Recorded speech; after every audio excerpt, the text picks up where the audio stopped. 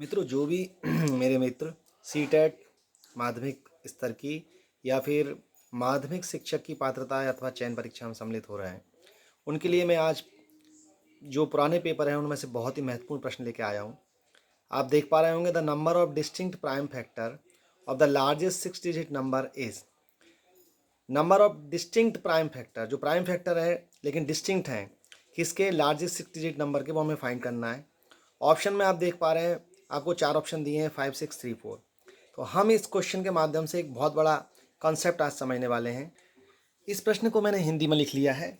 आप देख पा रहे होंगे, 6 अंकों की बड़ी से बड़ी संख्या के विभिन्न अभाज्य गुणनखंडों की संख्या। अब हम जानते हैं 6 अंकों की जो सबसे बड़ी संख्या होती है वो क्या होती है। तो 6 अंक हमें 9 के चाहिए, तो ये आपकी 6 अंकों की सबसे बड़ी संख्या हो गई है।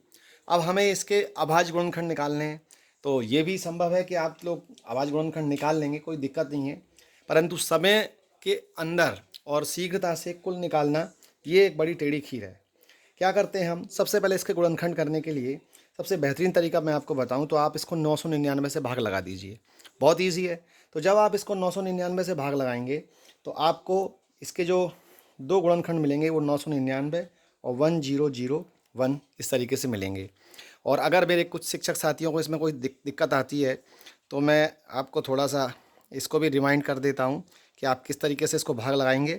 तो 999 से एक बार गया तो ये 999 आ जाएगा और यहाँ पर माइनस करने पे 0।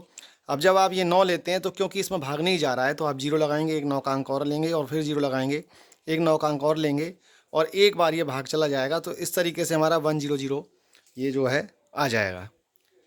तो अब हमें क्या करना है, ये 999 है तो इसके और फैक्टर हो जाएंगे। अब वो हो जाएंगे 9 × 111 और ये एक जादुई संख्या है मित्रों, ये एक जादुई संख्या है 1001। इसके आप फैक्टर हमेशा के लिए याद कर लें कि 7, 11, 13। बस 7, 11, 13 याद कर लीजिए कि ये जो है इसके फैक्टर होते हैं 7, 11, 13। इनके आप मल्टीप्लाई करेंगे तो आपको 1001 मिल जाएगा। और 9 के आप फैक्टर कर ही सकते हैं, 3 × 3, ये भी आप जानते हैं। 111 आप जानते हैं 3 से विभाजित है क्योंकि इनके अंकों का योग 3 आ रहा है, तो 3 से विभाजित है तो इसके जो फैक्टर है वो हो जाएंगे, 3 से हम डिवाइड करेंगे 111 का तो ये आ जाएगा आपका 3 × 37।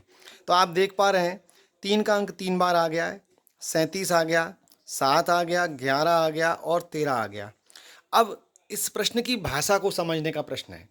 अगर मैं देखूं कि टोटल प्राइम फैक्टर यानी कि अभाज्य गुणनखंड टोटल कितने होंगे, तो 3, 4, 5, 6, 7 टोटल अभाज्य गुणनखंड तो मेरे पास हो जाएंगे 7।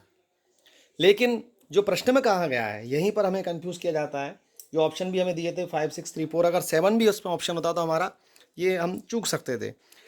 हमारा जो ऑप्शन है वो जो कहता है कि बड़ी से बड़ी संख्या जो हमारी है 6 अंकों की, उसमें अभाज्य गुणनखंड तो हमें निकालना है लेकिन विभिन्न निकालने हैं, अलग अलग। तो ये तो सेम हो रहे हैं तो इसको एक गिनेंगे, 1, 2, 3, 4, 5। तो हमारे जो अभाज्य गुणनखंड हैं जो अलग अलग हैं वो 5 हैं और टोटल अभाज्य गुणनखंड है वो 7 है।